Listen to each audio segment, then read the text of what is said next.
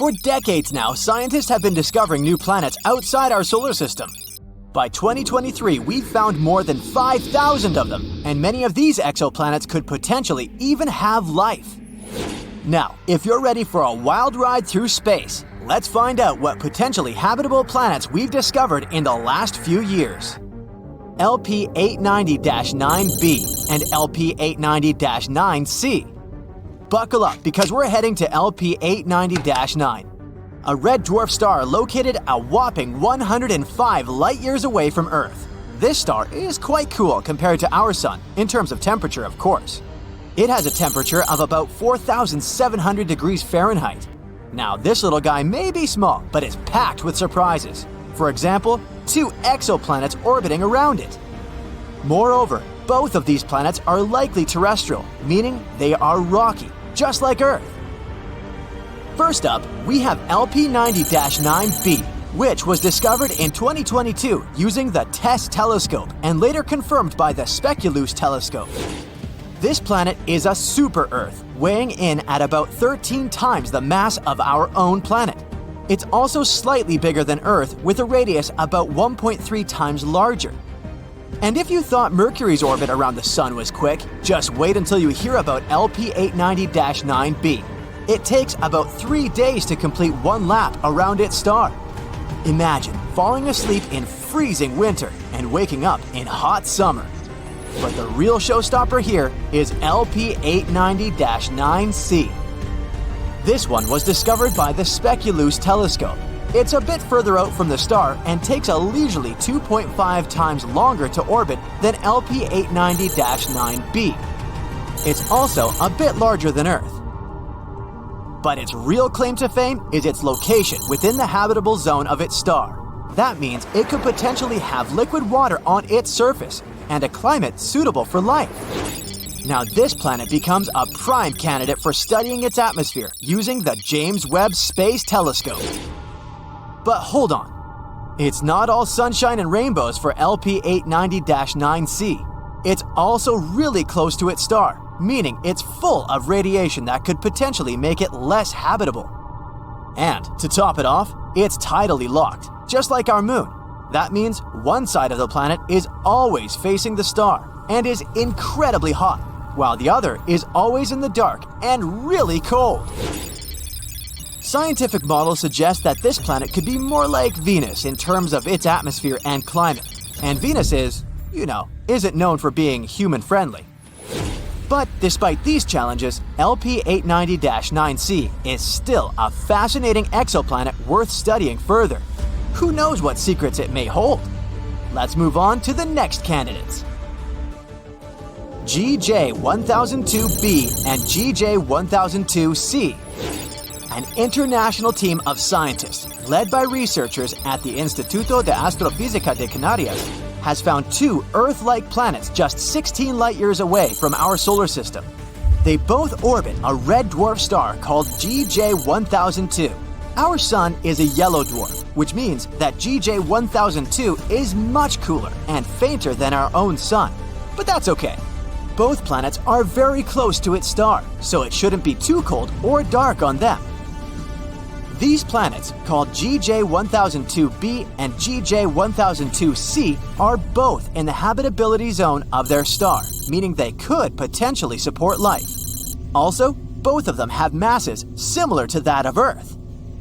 GJ1002b is the inner planet and takes about 10 days to orbit its star, while GJ1002c takes a little over 21 days. These planets are great candidates for studying their atmospheres and could even be targets for future missions to search for signs of life. The most important thing is that these 2 planets could potentially support life, and that's pretty cool. Plus, the fact that they're located so close to us means that we might be able to visit them someday. Well, maybe not us personally, but And maybe one day, we'll even find some extraterrestrial life on one of these planets. Now that would be out of this world. But moving on to the next one. Kepler 1649c. Kepler 1649c, also known as the Lost Exoplanet, was rediscovered in 2022 by scientists using data from NASA's Kepler spacecraft. This exoplanet is located about 300 light-years away from Earth and orbits a small, cool star called Kepler 1649.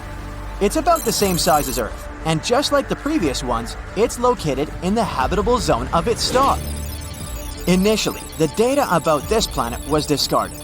A special computer program called RoboVetter, written to automatically sift through the volumes of Kepler data, labeled this candidate as a false positive. In other words, the program thought it was just some kind of an error or interference. Fortunately, the researchers double-checked such things, and when rechecking the data, they managed to rescue poor Kepler 1649c. Now we know that this is a terrestrial planet just like Earth, and if it really does contain water, there could even be life there. But don't pack your bags just yet. There are still many unknowns about Kepler 1649c. For example, we don't know what its atmosphere is like or what kind of surface it has. It's also possible that the planet is tidally locked, just like LP 890-9c. That would be, unpleasant. That's why Kepler 1649c is definitely worth further study. Maybe it turns out to be a perfect place for us to set up a vacation home in the future. Just make sure to bring plenty of sunscreen since the planet is pretty close to its star and things could get pretty toasty. Kepler 1638b. This exoplanet is located about 5,000 light-years from Earth in the constellation Cygnus. It's also located in the habitable zone of its star. It was discovered in 2020 by the Kepler spacecraft through the process called transiting. They basically take a bunch of photos of the star at different times. After that, the programs analyze these photos and look for small spots and dots on them. These tiny dips in brightness may mean that a planet was passing by the star. Kepler 1638b is a bit of an oddball compared to most exoplanets we've found so far. It's about 4 times the mass of Earth and has a radius about 2 times that of Earth, making it a super-Earth exoplanet. Its orbital period is about 260 days, which is quite close to our Earth, and that's great! Finally, at least somewhere, winter and summer will flow normally. Kepler 1638b could have some liquid water there. That's why it's also a good candidate for further study, to see if it could potentially support life. Let's hope that we'll find out more about this planet in the future. And finally, the last one. Kepler 438b. Kepler 438b is an exoplanet located approximately 640 light-years away from Earth in the constellation Lyra. It was discovered in 2015 by the Kepler Space Telescope. One of the most interesting things about Kepler 438b is its size and location. It's about the same size as Earth and also orbits within the habitable zone of its star. But there are a few catches. For one, Kepler 438b orbits around a red dwarf star, which are known for their high levels of solar radiation and flare-ups. This could make the surface of the planet too hostile for life as we know it. In addition, Kepler 438b has a much shorter year, only around 35 Earth days long. This could lead to extreme temperature fluctuations on the planet's surface, but maybe it's home to some hardy extraterrestrial life forms that have adapted to its unique conditions. Or maybe not. Either way, it's definitely worth keeping an eye on. This is a small list of exoplanets that we've discovered in recent years. Now, with the use of new technologies, we'll be able to find new exoplanets much more often. Let's hope that at least a few of them will really be inhabited.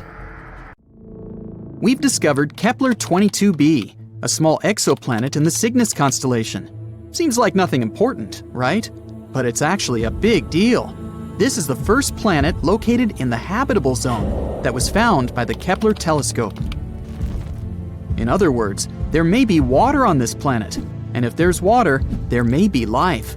Kepler 22b can become our new potential home. So let's take a closer look at it.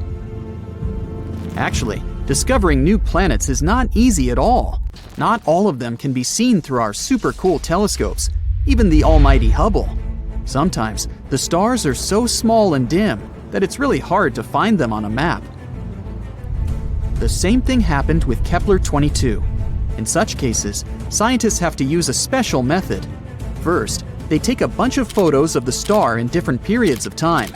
Then, they look at them and think, are there any dark dots on this star somewhere? And if they find one, that might be a planet. These photos actually help us to discover some very important stuff. Like, first of all, this planet exists. Secondly, here is its size, radius, and proximity to the star. And finally, will we be able to live there? Now we know that Kepler-22b is very similar to our planet and could potentially become a second Earth. It's also very close to us, only 635 light-years away. Yeah, it's about 3 quadrillion miles, but this is one of the closest options. Kepler-22, the star of Kepler-22b, is a yellow dwarf. It's very, very similar to our Sun. The same size, the same radius, even the age is almost the same, 4 billion years. The difference is only in luminosity. It's about 20% dimmer than the Sun. So, no matter how much you strain your eyes, you won't see this star in the night sky. The planet Kepler-22b is about 2.4 times larger than our Earth, and that's pretty good. More radius means more potential water and space to live. Although going from one city to another would take a while. It's scary to even imagine a 3-day-long plane flight. We don't know the exact mass of this planet, but scientists think it's bigger than Earth's. Actually, the mass of Kepler-22b can be up to 36 times greater than that of our planet. What does it mean? Vigorous gravity. If the planet is 36 times heavier than Earth, then gravity there will be about 6 times stronger. Can you barely lift 20 pounds of potatoes? Try 120. Not to mention that you yourself can become much heavier on that planet. You'll have to get incredibly pumped up just to walk there. You have to literally turn yourself into a bodybuilder just to get to work. The worst thing is that with such gravity, it'd be incredibly difficult for plants to survive there. They'd need at least a little freedom to rise up from the ground. And animals. Our dogs and cats would have to turn into little balls of muscle to survive there. But if this planet has its own animals or other inhabitants, we can roughly imagine what they may look like. They probably have a lot of legs to make moving easier. They aren't really tall, but they're very massive and extremely strong. Muscular giant spiders? Could be worse, I guess. The good news is that this is all unconfirmed information. If we're very lucky, and gravity there turns out to be just a bit stronger than Earth's, then, of course, it'll be much easier to live there. The next thing we know about Kepler-22b is that it's about 15% closer to its star than we are to the Sun. If Kepler-22b existed in our solar system, it would be located somewhere between Earth and Venus. Does that mean we're all going to burn? No, silly. As I mentioned before, the star Kepler-22 is pretty cold, just some 10,000 degrees Fahrenheit. And that's why we can assume that the temperatures on Kepler-22b will be about the same as we have on Earth. If the planet orbits its star the same way Earth orbits the Sun, which we don't actually know, Kepler-22b can rotate around its star on its side, like, for example, Uranus. What? Didn't you know Uranus is actually lying on its side? Also, look at its rings. Yes, Uranus also has rings, like Saturn, but they're vertical. The universe is truly a mysterious place. So, if Kepler-22b is really something like that, then the weather on the planet will be, to put it mildly, not very good. Incredibly cold winters will be regularly followed by hot summers. And, just like with tidally locked planets, we'd be able to live more or less comfortably only on the narrow piece of land between these two crazy sides. Let's hope that this is not the case and the planet rotates normally. But it's not all that bad.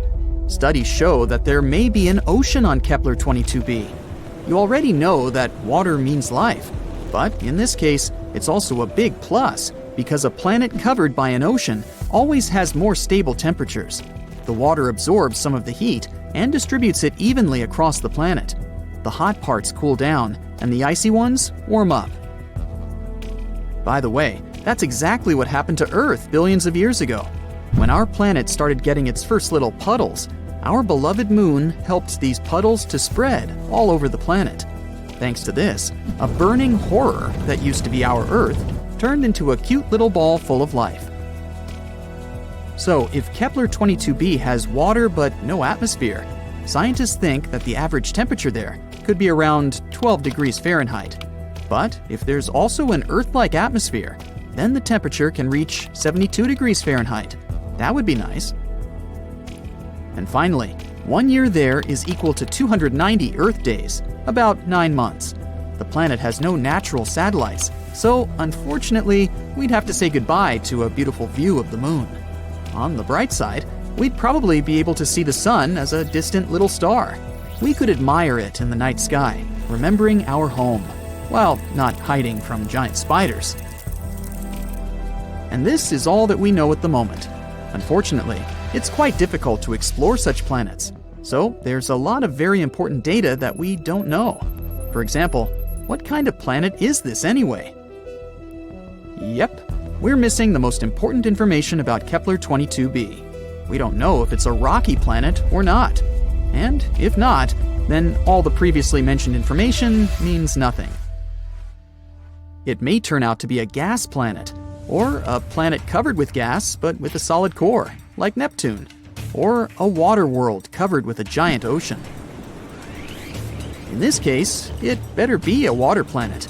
Then at least we could build some kind of underwater city there. We could filter the water and eat fish, until we evolve into an amphibious species. Does it even count as evolution if we go back to our roots?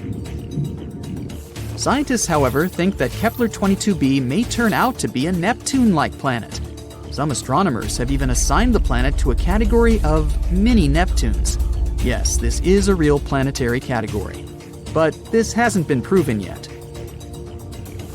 But even if, fortunately for us, Kepler-22b turns out to be a rocky planet, we still don't know what the atmosphere is like there.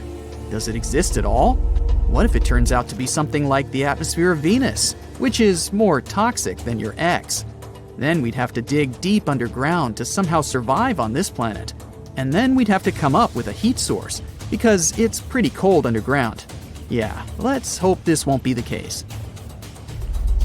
There are many possibilities with Kepler-22b. So far, we don't have a clear answer. But let's hope that scientists will find it before we load the first people into shuttles and send them to conquer Kepler-22b. That would be awkward if it turns out to be a gas planet, or something like that. The only life that we are certain about so far in the entire universe is on planet Earth.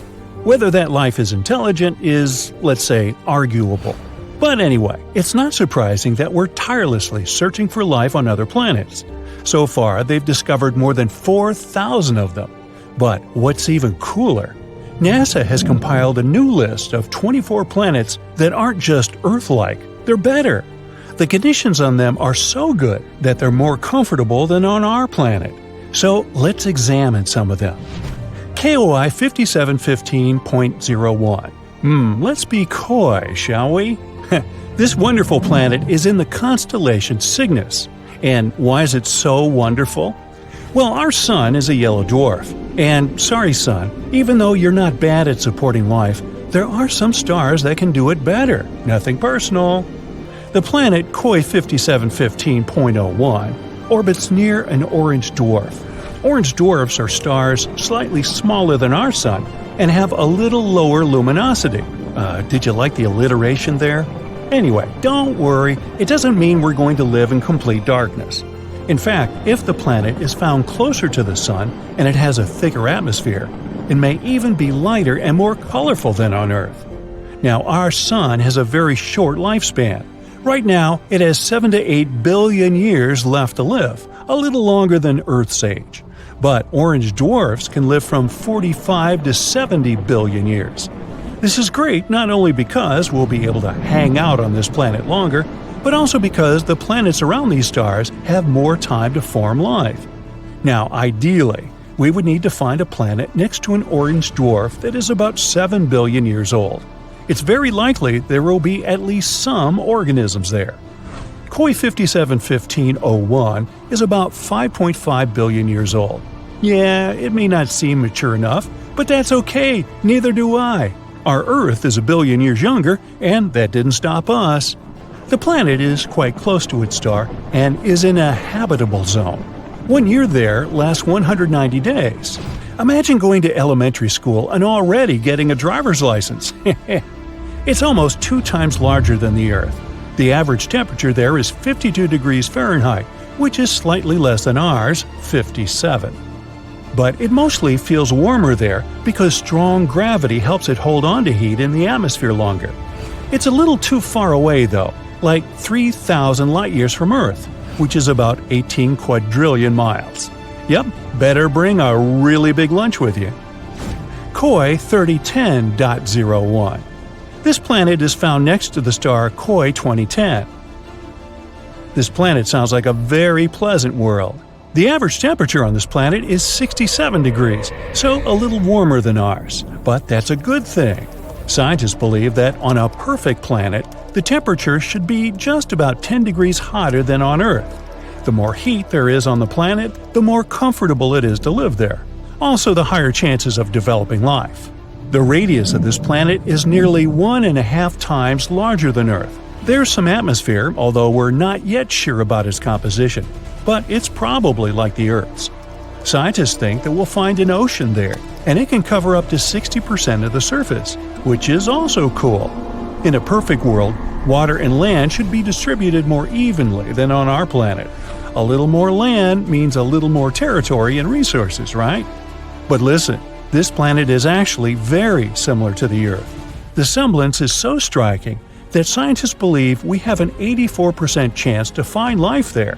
Of course, not necessarily an intelligent life, but at least some animals. Wouldn't that be cool? Now, what do you think they could look like? Very Earth-like planet, but with stronger gravity. Well, if someone lives there, they're probably big but have a small height and strong little legs. Sounds adorable and scary. But we won't be able to find out the truth anytime soon. So far, for us, these planets are microscopic dots in space. We only have some dry, boring data about them and don't even know what they look like. We'll have to wait until we can find a way to get closer to these planets. Kepler 186f. This is also one of the best candidates for having life. This rather cute planet was nicknamed the Earth's cousin because it does have a strong resemblance. Anyway, these two planets are like sisters, not twins. Kepler 186f rotates near a red dwarf. Red dwarfs are stars even dimmer and smaller than orange dwarfs. Yeah, they'll also live for a very, very long time, but their luminosity is also quite low. However, Kepler 186f is closer to its star than we're to our Sun, so it shouldn't be too dark there. Well, at least not night-like dark. The sky on this planet is sure to be an unusual shade of red, like sunsets on Earth. What do you think? Would you like to live on a planet with an eternal sunset? The size of this planet is about the same as Earth. Not bad, not perfect. Why so? Because the coolest planets are those that are bigger than Earth and have stronger gravity. Now you'll probably say, but wouldn't it be harder to walk there and even harder to get out of bed on Monday? Of course. But on the other hand, this planet will pull the atmosphere better. The atmosphere will be thicker and denser. This means more protection from the scary space stuff, more oxygen, and more heat. Not to mention the fact that the bigger planets have more space to settle. Awesome, right? But of course, the Earth's size is also an excellent choice. Another cool fact is that the tilt of Kepler 186f is about the same as ours. It means that there should be stable seasons and a normal day-night cycle. Do you know how important the tilt of the planet is? Let's look at Mars. Mars is also, in fact, found in the habitable zone of our Sun, but its tilt is very unstable, and as a result, the entire ocean that could have been on it once now completely dried up. Today, it's just a red desert, and there's no life there. At least not as far as we know, but you see how important these tiny details are? This planet is also quite far away from us, 490 light-years. That's about 3 quadrillion miles. So yeah, we're just going to keep waiting for intergalactic travel. Kepler 62e and 62f. These planets were called the most Earth-like before we discovered Kepler 186f. They're very comparable to our home. Kepler 62e is about 1.5 times larger than Earth, and Kepler 62f is just slightly smaller than that. They're located in the constellation Lyra, which is about 1,200 light-years away from us. They both also orbit a red dwarf. 1 year on Kepler 62e lasts about 122 days, even less than on that first planet we talked about. Scientists believe that both 62e and 62f are sort of water worlds, warm places mostly, or even completely covered with water. If there is land there, it's probably just some islands. A world consisting entirely of islands. A fantasy dream for some, think Hawaii, and a nightmare for others, think Megalodon. But if you're a fan of ancient marine animals, just imagine how gigantic they could be there. Still, there are many things we don't know about this planet. Does it have a surface? What about its composition, density? One day, maybe we'll be able to answer these questions. And so, that's it for the super-Earths. Of course, the original list is much longer, and you can go check it out on the internet. Now, the best thing about all this is that these are planets that are better than the Earth. But we also know thousands of other exoplanets that are just close enough to ours. And the odds are, a few of them have at least some form of life. But they're very, very far away, so we have no way to check it out right now. Perhaps, down the road, we'll find some cool creatures on many of them. The infinite vasts of the universe hold endless possibilities and secrets. And here's one of the intriguing questions: how life and we as humans would look like on other planets. Imagine a world where the laws of physics, the environment, and the conditions are vastly different from what we're used to. How would we adapt and evolve to survive in these strange new lands? Let's see. Mercury is the closest planet to the Sun and has a thin atmosphere. The temperatures there are extreme, with the day side reaching over 800 degrees Fahrenheit and the night side dropping to negative 290 degrees Fahrenheit. So, what can we do to survive these crazy temperatures and constant solar radiation? Maybe we can magically turn into metal. For example, titanium and platinum can perfectly tolerate high temperatures. But seriously though, there is an option. We could settle underground, where the temperatures aren't so frenzied. If we lived underground, we might evolve with large eyes to better capture light. We might also evolve thicker skin to protect ourselves from the intense radiation. Basically, we have two options: become metal or become moles. Let's move on to Venus. This planet is extremely hostile. First of all, Venus is known for its thick, more toxic than your ex type of atmosphere. The whole planet is covered with carbon dioxide, and its surface is absolutely dry, making it incredibly hot. The average temperature is around 847 degrees Fahrenheit, making it one of the hottest planets in our solar system. Also, don't forget about the crazy pressure. Standing on Venus would be like standing 3,000 feet underwater. Only particular hardy microbes from Earth could survive in such conditions. So, if you want to live on Venus, you might have to become a microbe. But unfortunately, since we're not microbes, we have to wear special gear and equipment to survive there. Maybe we'd have to develop a heat-resistant exoskeleton to protect ourselves, as well as get some new lungs that can filter out the toxic elements in the atmosphere. Let's talk about our favorite red sibling, Mars. The first noticeable change after a few hundred years would be your new skeleton. The gravity on Mars is much weaker than on Earth, so your muscles and bones would shrink. To make up for this difference, you'd have to eat more and probably start going to the gym. Also, you'd have to adapt to the low atmospheric pressure and colder temperatures. You need to retain heat, right? That means you'd need a thicker layer of body fat. Sorry folks, but on Mars, we might become fatter. Another reason to start working out. Another big change would occur in your skin. Your skin is like a big barrier that protects you from harmful things such as bacteria, UV light, looking totally creepy, and so on. So what would happen to it? Most likely, you would turn orange, due to the carotenoids. Carotenoids are a type of nutrient that you get from foods such as carrots, potatoes, tomatoes, and so on. They protect very well against ultraviolet radiation on Mars. They only have one downside. By eating a lot of pumpkins from the Martian farmers market, you'll gradually start to turn orange. But maybe it's not so bad. Maybe life on Jupiter would be easier. Yeah, no, it has no solid land. This planet is made up of hydrogen and helium and is referred to as a gas giant. You would simply float there, like in a huge cloud. And even if you managed to land and tried to walk, it would be like moving through a super thick fog. So how would we evolve there? Firstly, we might become much larger in size to withstand the immense pressures. Secondly, the temperature fluctuations on Jupiter are enormous. The surface is terrifyingly cold and the temperature rises significantly under the outer layers of the atmosphere. Thirdly, if you lived on Jupiter, there would be no verbal language. This gas giant absorbs radio waves, so even if you were speaking, no one would hear you. There would be no music either, so no parties. And what's the point then? Hey, maybe we could communicate with sign language, but that's not so simple either. Jupiter is full of wild winds and storm clouds, so it's unlikely you would be able to see anything. So even if we evolved there in some way, our lives would still not be easy. Before landing on Saturn, you would probably want to check out its iconic rings, but you wouldn't be able to do that because Saturn's rings consist of a bunch of ice particles flying in space, so it would be extremely hard to land. So let's go straight to Saturn itself.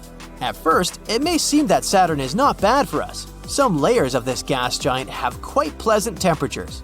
If we dive deeper into Saturn, it gets surprisingly warm, up to 26 degrees Fahrenheit in its second layer. This is an average temperature in countries like Sweden and Canada. But unfortunately, this is only one such layer. The rest of the planet is incredibly cold, so in order to survive on Saturn, we'd have to do a lot of work. In addition to the cold, we'd have to deal with the planet's harsh environment, including its intense storms, strong winds, and radiation. To protect ourselves from these conditions, we'd need to evolve tough skin, again, find some insulation, and so on. Next planet is Uranus. Uranus has a very different environment from Earth, with much colder temperatures, a lack of a solid surface, and a much different atmosphere. It's like another Jupiter, but with blue vibes. It's not that bad though. There's even water on Uranus. The only problem is, the planet is full of ammonia, that nasty stuff we use for cleaning, so don't be surprised if you feel the gross smell. Also, it's incredibly cold out there, almost like a never-ending winter. So what would it be like to survive in such a dark and harsh environment? We'd need thicker skin, again, to cope with extreme temperatures. And again, we'd need larger eyes to see better in all this darkness. We might even have to develop a new hearing system, like that of dolphins. Wouldn't that be fun? Let's move on to Neptune. If human beings were to evolve on Neptune, they would need to adapt to its harsh conditions. Neptune, the 8th and farthest planet from our Sun, is another gas giant. The only difference is this planet may have a solid core. If we were to live on Neptune, we'd need to float or swim in its methane-rich atmosphere. We'd also need to develop gills or something like that in order to breathe. Basically, we'd turn into space reptiles or cosmic fishes.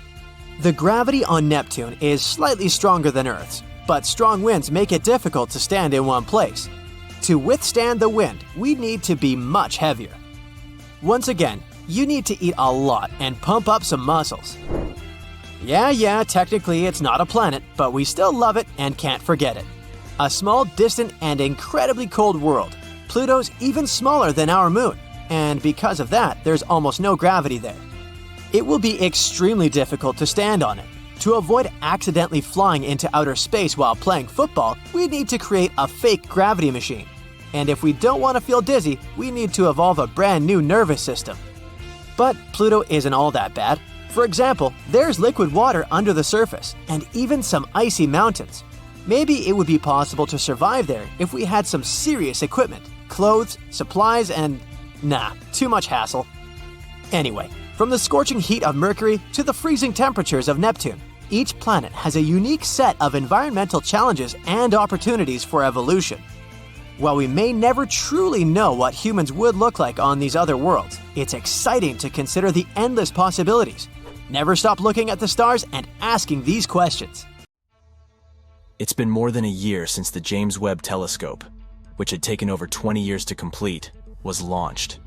And for such a relatively short time, the ultra-modern and most powerful in history piece of equipment has already made plenty of discoveries. By observing the universe at infrared wavelength, James Webb lets us see things no other telescope has ever shown before.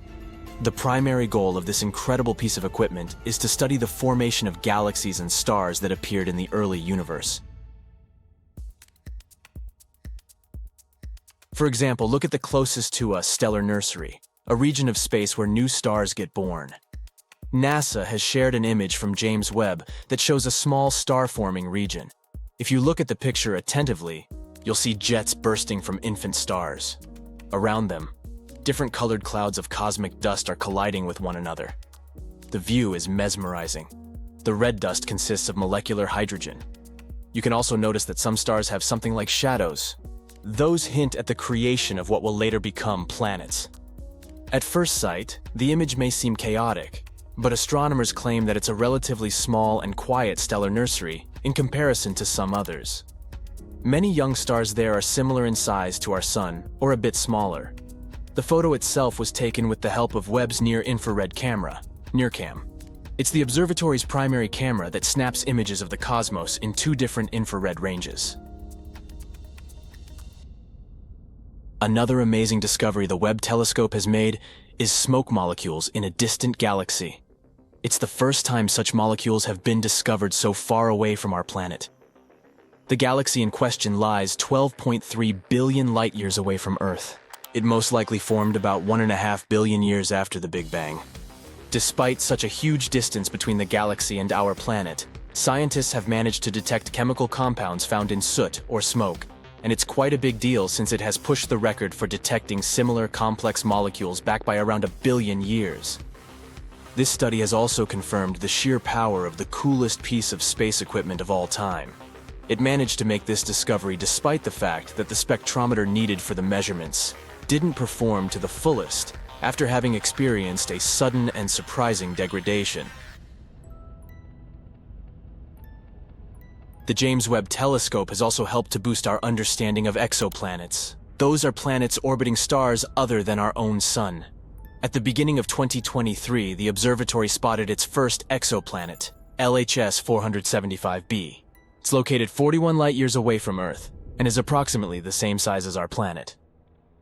According to NASA, nowadays, James Webb is the only operating telescope capable of categorizing the atmosphere of Earth-sized exoplanets. The research team behind the discovery believes such results underline the precision of the telescope. They hope that it will help us locate many more rocky exoplanets that we might be able to colonize in the future. Even though, at first sight, it may seem that the universe is pretty empty, it's actually a very busy place. And Webb has all the necessary instruments to see all kinds of cosmic events happening out there. Just look at this image of WR-124. It's a star on the cusp of its explosive demise. In the image, the star is about to go supernova. It happens when a star runs out of its fuel and explodes at the end of its life cycle, releasing a giant cloud of space dust and hot gas into space. The star captured by the Webb telescope was at the Wolf-Rayet stage of its life. That's a period when a star is shedding its outer layers before going supernova. The next amazing thing discovered by James Webb is a star-planet hybrid with very strange clouds. This bizarre world, VHS 1256b, is actually a brown dwarf. Those are bigger than planets but too small to classify as stars. They emit some light of their own and are quite hot, but their mass is simply not enough to fuse hydrogen into helium like full-fledged stars do. Space bodies of this kind aren't actually brown. They occur in a wide variety of colors, but those are mostly invisible to the human eye. What we can see is the light they emit, and to us, it appears to be dark orange or magenta. The brown dwarf discovered by the Webb telescope is almost 20 times the size of Jupiter. It orbits 2 red dwarf stars, and to complete one orbit, it needs over 10,000 years. Astronomers first found out about this unusual exoplanet in 2016, but at that time, they didn't classify it as a brown dwarf, and, thus, couldn't explain its puzzling reddish glow. Now, thanks to the James Webb Telescope, they know the space object's origin. Anyway, back to those clouds. As you know, clouds on Earth are made of water vapor. But those on the brown dwarf are different. They seem to be made of sand. It looks like good old sand from Earth, but it's actually not. The clouds are made of tiny particles of silicate. Another recent discovery involves several large galaxies that scientists believe were born not long after the Big Bang. They aren't supposed to be there, and no one expected to find them. But the James Webb Space Telescope has spotted them. These galaxies, as massive as our home Milky Way, are full of mature red stars. Astronomers have analyzed the light coming from them and estimated their age 500 to 700 million years after the Big Bang. It means that they came into being when our universe was very young, almost a baby. But the most bizarre thing about these galaxies is their tremendous size and the age of the stars dwelling there. The data received by the telescope don't coincide with the existing ideas about what the universe looked like and how it evolved in its early years. It also doesn't match the earlier observations made by Hubble. And here, James Webb has captured a distant region of space in unprecedented detail. This section of space is known as Pandora's cluster. In the image, you can see 3 massive clusters of galaxies coming together and forming a megacluster. The combined mass of these clusters acts as a powerful gravitational lens. And thanks to this natural magnification effect, scientists can see other galaxies in the region. Astronomers claim that the most recent image of Pandora's cluster is stronger and deeper than they have ever seen. James Webb has also managed to spot thousands of young stars never seen before in the Tarantula Nebula. This space formation got its nickname because of the appearance of dusty filaments spotted in previous images. It's the biggest star-forming region in the local group, which includes the galaxies nearest to the Milky Way. The Webb telescope's images have helped to shed light on the composition of the Tarantula Nebula. The telescope has also detected protostars, infant stars in the process of gaining mass. Astronomers expect that these protostars will eventually form and shape the nebula further. Among other discoveries made by the James Webb Telescope, you can see the birth of 50 distant stars. Some of them power protoplanetary disks, which might later form solar systems light years away from our own. Here's one more image from James Webb. You can see a supermassive black hole that has a mass of 9 billion suns. It's so ginormous and ancient that scientists are struggling to explain its existence. Astronomers have also discovered a distant ring of dust, rock, and gas that contains a chemical called methylcation. It's known as a molecular building block of life, and it makes most of the organic material on our planet. James Webb helped researchers see powerful sandstorms on a planet 235 trillion miles away. Astronomers were happy to discover this treasure chest of countless tiny sand particles. Now look at this. Do you recognize this image? Those are the so-called pillars of creation. But this new view shows us just how star-speckled that dusty region actually is. You can compare the new photo with the one taken by Hubble in 2014. This is astonishing proof of scientific progress.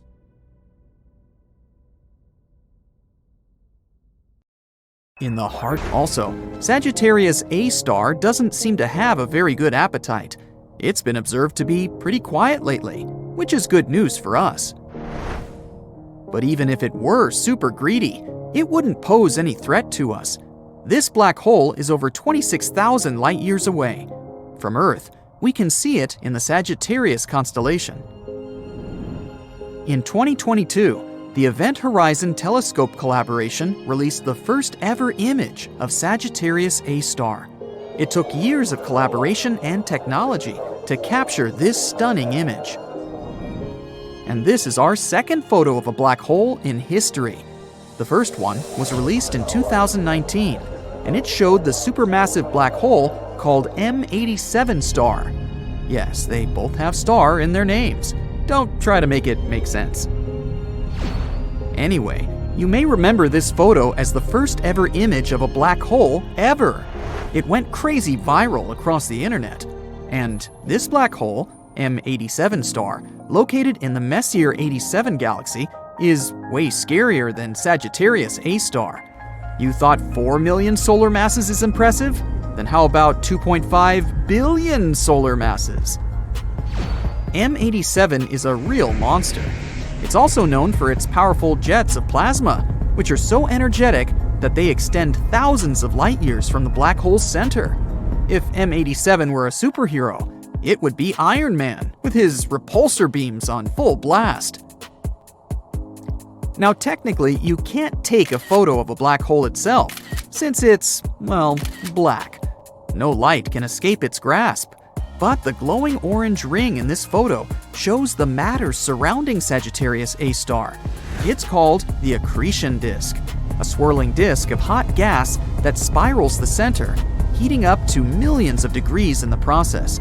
It's like a giant fiery vortex, but with no escape. And the shadow in the center indicates the black hole itself. Inside that shadow, there's an event horizon. The event horizon is the boundary around the black hole, beyond which nothing, not even light, can escape its gravitational pull.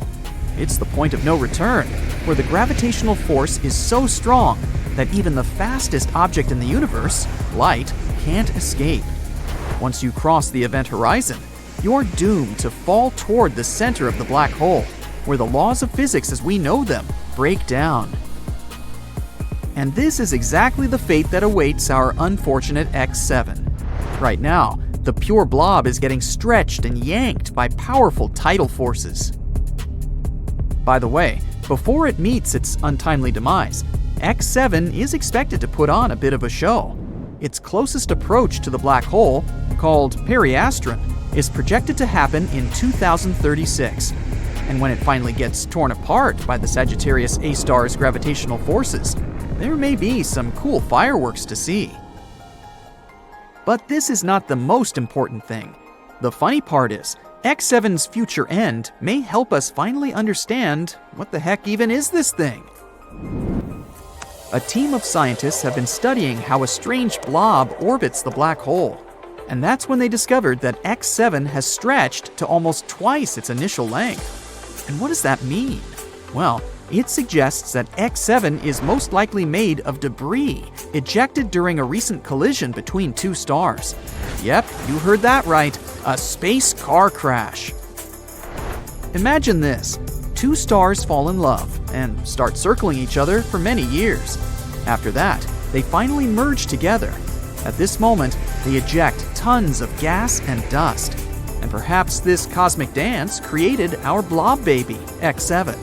It's basically like the crumbs left on the table after a giant space feast. Something like this is actually pretty common, especially around black holes. It's like a galactic fender bender that sends debris flying everywhere. Actually, the universe is full of mystery blobs. They're called the G objects. No, they're not the G-men from Men in Black, but they're just as mysterious and elusive. These guys have been puzzling astronomers for more than 20 years. They look like gas clouds, but behave like stars. It's like they can't decide whether they want to be a cloud or a star. Come on, guys, make up your mind. G objects stretch out the closest point to the central black hole, but emerge intact, like a rubber band that stretches but doesn't break. Scientists think that they're the stars that have merged together into one. And while doing that, they also produce a huge cloud of gas that hides the result from view. Kinda like when you're wearing a bulky sweater, so that no one knows that you've put on a few extra pounds. And then a study published in 2021 found that one of these objects, G2, was actually a molecular cloud concealing 3 baby stars. Talk about a plot twist. But X7 is the black sheep of the strange blob family. It's significantly different from the G objects, like the weird cousin you see once a year at family gatherings. Its evolution has been more dramatic. Also, it's not being held together by a mass lurking in its center. So what is it being held together by? Pixie dust? Magic? We need answers. That's why scientists believe that X7 isn't a G object itself, but debris left from it. Or maybe not. We have no idea. The possibilities are endless, and that's what makes astronomy so exciting. So let's keep our eyes on the skies and see what other strange objects are out there. Who knows? Maybe we'll discover another mystery blob, and this time it's going to be a spaceship. Now that would be awesome. Have you ever wondered how the world will go down in flames? Will it be due to zombies, extraterrestrial civilizations, or AI taking over? Nah, turns out it might actually be mosquitoes and scientists causing the chaos. It's funny how things created by nature aren't as threatening as the stuff that doesn't exist naturally. And you know what's on that list? Editing the DNA genome. Experiments with the genetic structure of living organisms can produce completely new species, and no one knows how nature will react to them. Let's look at an example of gene drive. So it all started with malaria mosquitoes. To somehow stop the growth of their population and prevent the spread of malaria, scientists created a gene that magically made mosquitoes only have male offspring. Several insects with this gene transmitted it to others during the mating season, and thus spread infertility. Scientists were able to stop malaria and destroy almost the entire mosquito population. But imagine if something went wrong in the mosquito genome and their population began to increase exponentially. Malaria could spread across all continents and create huge problems for all of us. Now, let's move from the little mosquito problem to a planetary disaster that can be caused by the desire for knowledge, which is deeply embedded in our nature. British cosmologist Martin Rees once said that we lived in the 1st century when human beings could determine the planet's future. It seems that it's so easy not to destroy yourself, but our nature is quite complicated. In pursuit of solving the mysteries of the universe, we have built a giant machine that, according to some people, may destroy our planet. And this device is the Large Hadron Collider. The main task of this giant machine is to accelerate particles and make them collide with one another. Scientists expect that the collider will help better understand the structure of our universe. In simple words, this is a miniature simulator of the universe. Using it may also shed light on the mystery of dark matter. During operation, the machine compresses atoms and makes them crash into one another at great speed. Perhaps this is how our universe appeared. Some people fear that a small black hole may form because of this collision. A tiny particle with a huge weight will pull all objects inside itself. Its mass will grow, but its size won't change much. As a result, it will compress the entire Earth and turn it into a ball measuring a little more than 300 feet across. At the same time, our planet will still have the same weight. A powerful gravitational pull on such a small area of matter can form a black hole that might later swallow up our entire solar system. There are also theories that the Hadron Collider could open a portal to a parallel universe with creepy monsters that would enter our world. But of course, such theories have little to do with science. Scientists have already launched the collider several times, and as you can see, nothing terrible has happened. But there is a small nuance. With each launch, scientists increase the speed of particles. Who knows what will happen when they accelerate them too much? According to Martin Rees, the probability that Earth will become a black hole is very, very small. Particles with a much larger energy charge fly in space faster than in the Hadron Collider, and nothing catastrophic happens. Okay, now let's go back to our genomic games to see what else can happen if we continue experimenting with nature. The main problem might be an imbalance in ecosystems. In the 19th century, sailors accidentally brought mice to Gough Island in the South Atlantic Ocean.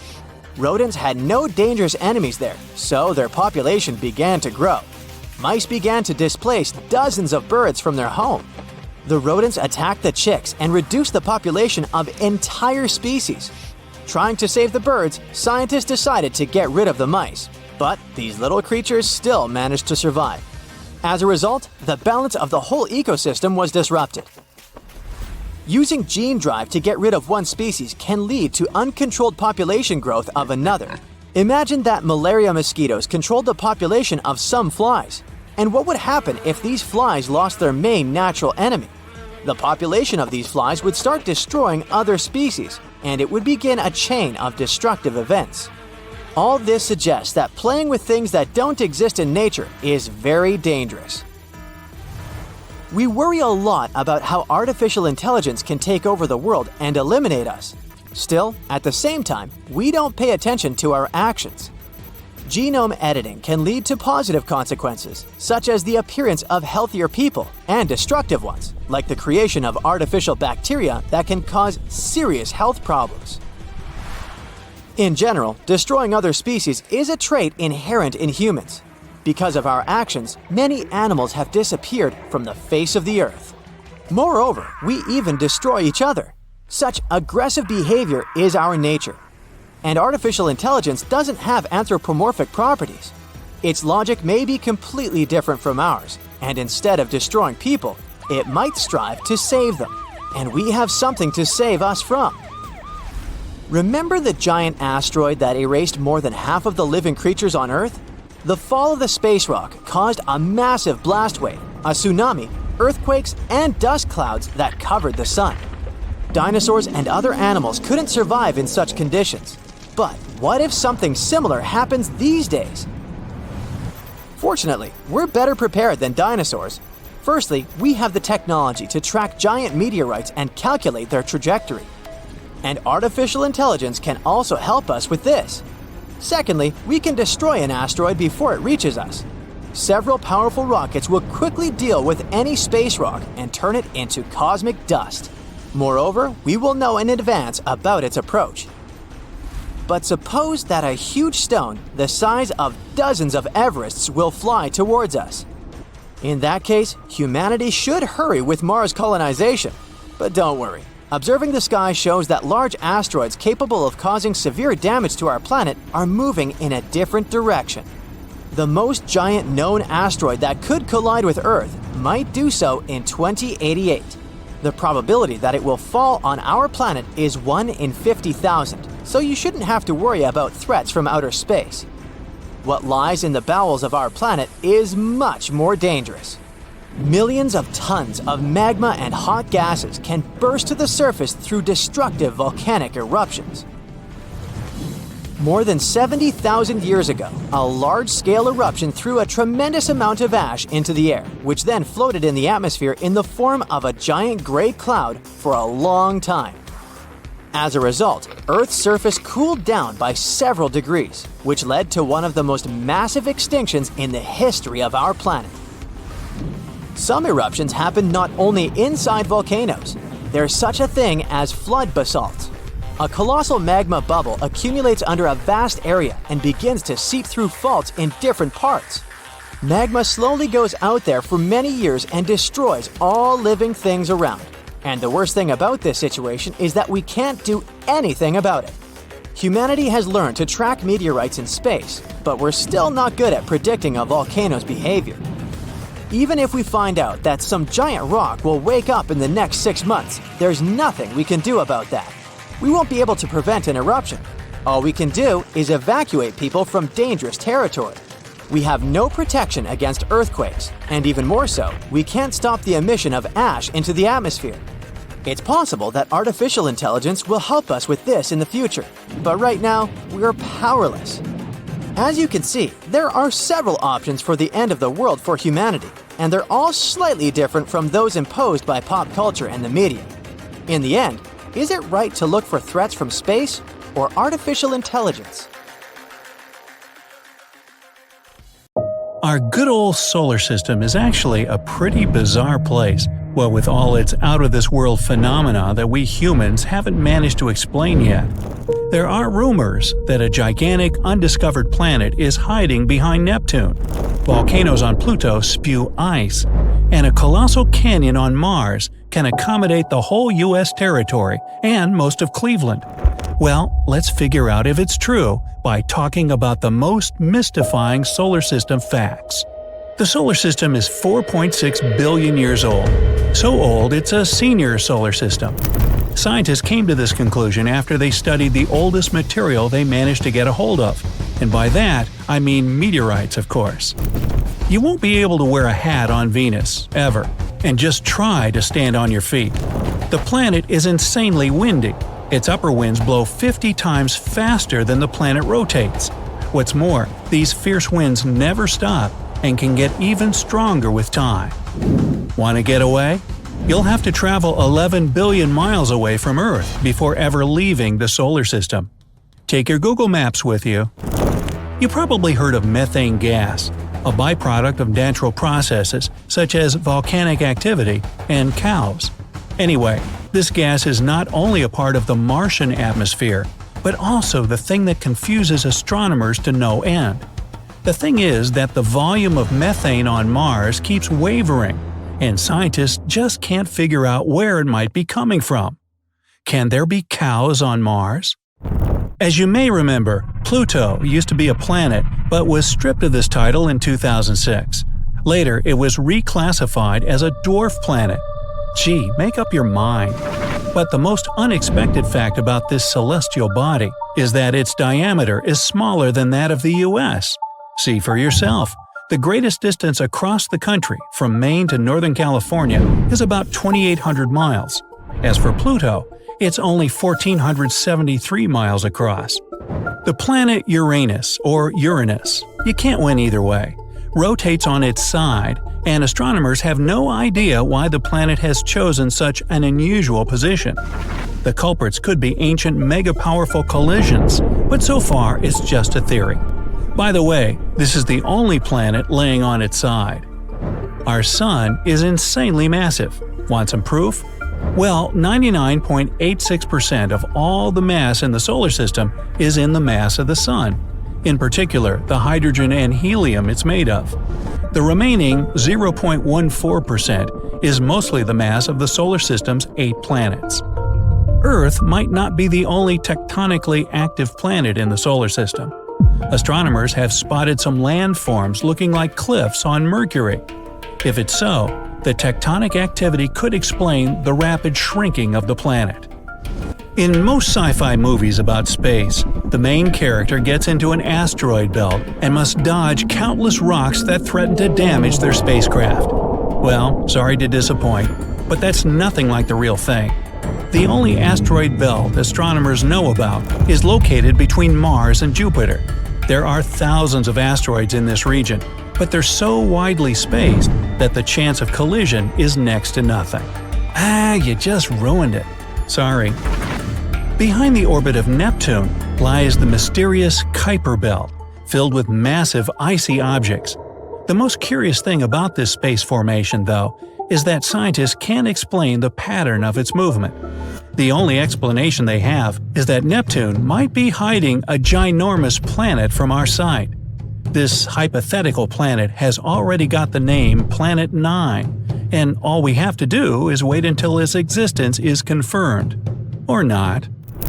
Volcanoes on Earth are as different from those on Pluto as fire and ice, and I mean it. While we have volcanoes spilling lava on our planet, the volcanoes on Pluto spit ice. When frozen water expands, and this enormous pressure builds up until one day, bang, the ice erupts. In the process, a new cryovolcano gets formed.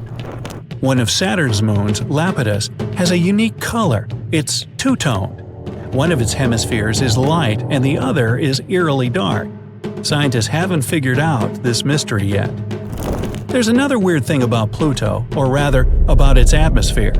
First, it rises way higher above the surface of the dwarf planet than, for example, the Earth's atmosphere. What's more, the atmosphere on Pluto has more than 20 layers, and all of them are super cold and very condensed. We live inside the Sun. No, I don't mean that we're inhabitants of the red-hot ball of light approximately 93 million miles away. The thing is that the Sun's atmosphere stretches far beyond its visible surface, and our planet is right within its reach. In fact, it's the gusts of solar wind that create the breathtaking phenomenon known as the northern and southern lights. The ocean on Jupiter is larger than any other on the rest of the solar system's planets. But wait, it's not the type of ocean you're thinking about. The one on Jupiter isn't made of water. This mesmerizing thing consists of metallic hydrogen, and its depth is a staggering 25,000 miles, which is almost the same as the circumference of the Earth. The Sun's atmosphere is hotter than the surface of the star. While on the surface, the temperature reaches 10,000 degrees Fahrenheit, the upper atmosphere heats up to millions of degrees. Scientists suspect that explosive bursts of heat from the Sun may have something to do with this unique phenomenon. People came to know about Saturn's beautiful rings in the 1600s, but only recently it became apparent that Saturn isn't the only ringed planet. All the gas giant planets, Uranus, Neptune, and Jupiter, have rings of their own, but they're thin and almost impossible to see. As for Mars, Venus, and Earth, they're made of rocky materials and have no rings whatsoever. Our solar system isn't the only one in the Milky Way galaxy. Far from it. The galaxy we live in houses about 100 billion solar systems. And if that's just our galaxy alone, can you imagine how many there are in the whole universe? At any given moment here on Earth, you can stumble across a rock that's arrived from Mars. After scientists analyzed the chemical content of some meteorites found in the Sahara Desert, Antarctica, and other places on our planet, they came to the shocking conclusion that they have a Martian origin. Since Mercury is the closest planet to the Sun, many people simply assume that it's also the hottest, and that's where they get it wrong, because, in fact, Venus, which is about 30 million miles further from the Sun than Mercury, is way hotter. The thing is that Venus has an incredibly thick atmosphere, which is 100 times denser than the one we have on Earth.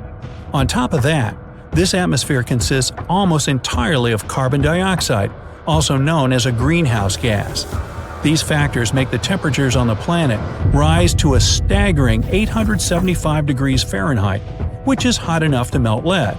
As for Mercury, its maximum temperatures reach only 800 degrees. Jupiter's moon, Io, exists in never-ending chaos due to hundreds of smoking volcanoes on its surface. If you ever visit this place, send me a postcard. Now, you'll see the smoke from these volcanoes billowing up high into Io's atmosphere. The most enormous volcano in the whole solar system, at least that we know of, is on Mars. The size of this monster is almost as great as the state of Arizona, and its height is as big as that of Mount Everest. How did it grow this huge? The answer is simple. There's much less gravity on Mars in comparison with our planet. Even if you're a tiny celestial body, you can still have a moon of your own. Hey, it's not that hard. In 1993, the Galileo probe was traveling past a miniature asteroid that was no bigger than 20 miles across, and discovered the little thing had a 1-mile-wide moon. Since then, astronomers have found tons of moons orbiting minor planets in our solar system.